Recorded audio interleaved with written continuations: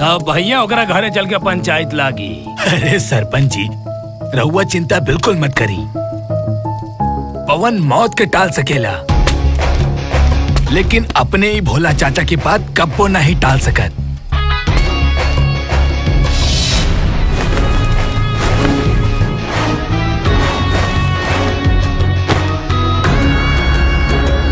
कैसन बड़ा पवन बेटा? ठीक बनी चाचा। चंचल के भाई के कत्ल ना होके के चाहत रहे। ये बात पहले ही तय भइल रहे कि अब के चुनाव में कोनो खून खराबा ना होई। आपसी दुश्मनी के हम समाप्त करब, ये बात पे हमने के समझौता भी भई रहे। चाचा, दुश्मनी निभावे के टाइम के कराबा, यहाँ तो मोहब्बत कैले भी जमाना हो गइल बा। दुश्मनी में ही तुमने मेरे भाई को मार दिया, वरना चंचल की जगह आज भैया बैठे होते यहाँ पे। यकीन रख, हमरा पे भी और हमरा मोहब्बत पे भी। हम ना मर ले तोरा भाई के। चेहरे पे मासूमियत और पीठ पीछे आग बरसाने में माहिर है तू। गिरगिट की तरह रंग बदलना तो कोई तुमसे सीखे। रंग तो थोड़ो बदल गइल बा अब।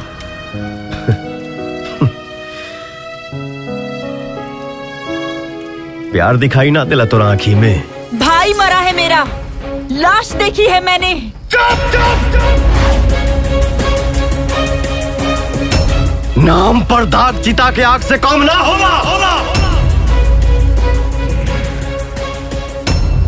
मन तो करता है कि अभी तुम्हें ठोक दूं। बस करा जा, यहाँ कोनो खून खराबा ना हुई।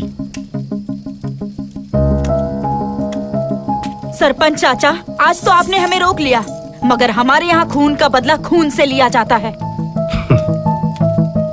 अब क्या उखाड़ लोगे तुम हमसे बगावत करके? हम तो बर्बाद हो चुके हैं तुमसे मोहब्बत करके।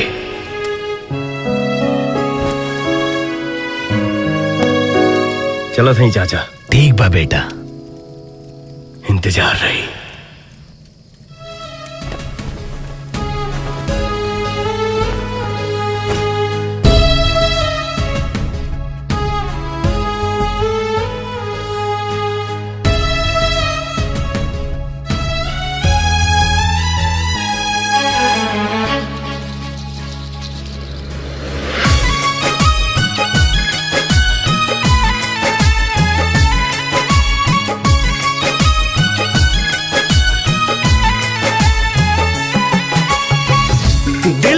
दर्दिया के दवाइयों ना भेटाता, छोने छोने आई हो दादा जाने अब जाता। हाँ, दिल के दर्दिया के दवाइयों ना भेटाता, छोने छोने आई हो दादा जाने अब जाता।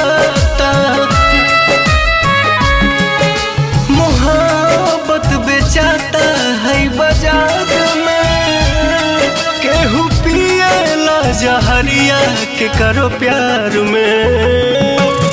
मोहब्बत बेचाता है बाजार में, केहू पिएला जहरिया के करो प्यार में।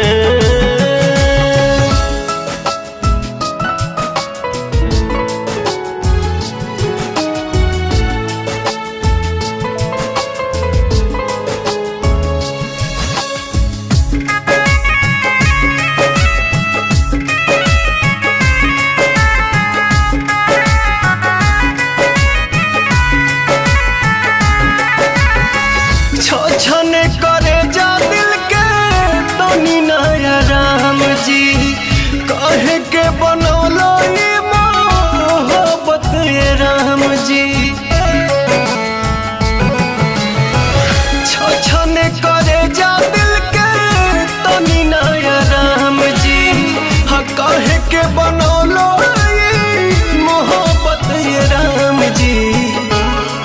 सारा सपना बन के आंसू बहे धार में, केहू पिएला जहरिया के करो प्यार में। सारा सपना बन के आंसू बहे धार में, केहू पिएला जहरिया के करो प्यार में।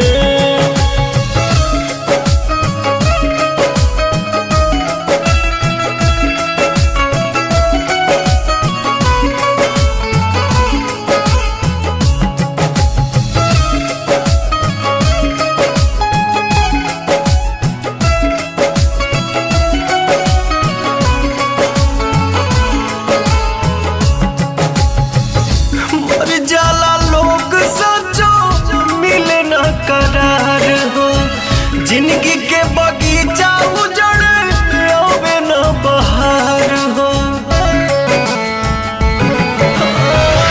मर जाला लोग सचो मिले न करार हो। जिंदगी के बगीचा उजड़ आवे न बहार हो। पवन सुना लगे के बा संसार में, केहू पिएला जहरिया के करो प्यार में। मोहब्बत अब बेचाता है बाजार में, केहू पिएला जहरिया के करो प्यार में।